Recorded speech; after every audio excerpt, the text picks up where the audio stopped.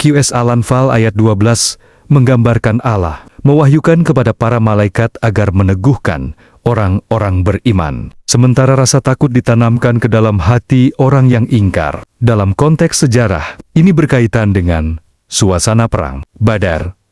Namun, dalam tadabur, batin selaras dengan semangat ajaran Abdul Qadir Al-Jilani ayat ini juga dapat dibaca sebagai peta psikologi spiritual manusia. Tasawuf sering melihat kisah perang dalam Al-Quran sebagai dua lapis. Realitas, lahir sejarah dan batin perjalanan jiwa. Lapis batin itu berbicara tentang pertempuran antara hati yang sadar kepada Allah dan nafsu yang menutupinya. Pertama, perintah kepada malaikat untuk meneguhkan. Orang beriman melambangkan datangnya kekuatan ruhani ke dalam hati. Dalam perjalanan tazkiyatun nafs, penyucian jiwa, manusia sering merasa kecil dan lemah. Ketika seorang hamba benar-benar bersandar kepada Allah, muncul kekuatan yang tidak berasal dari ego. Para sufi menggambarkannya seperti bantuan tak terlihat.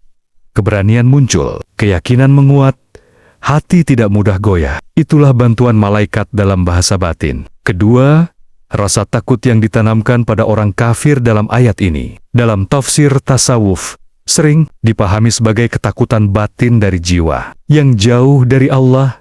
Nafsu yang memerintah hati sebenarnya rapuh. Ia tampak kuat, tetapi mudah runtuh ketika cahaya kebenaran muncul. Dalam kehidupan sehari-hari ini, terlihat jelas, kesombongan sering menyembunyikan ketakutan. Kekuasaan sering menutupi kegelisahan. Ketiga, ayat ini menyebut tentang memukul leher dan ujung jari. Secara lahir, itu gambaran pertempuran. Namun, sebagian guru tasawuf menafsirkannya secara simbolik sebagai memutus kekuatan nafsu yang menguasai tubuh manusia. Nafsu bekerja melalui anggota tubuh.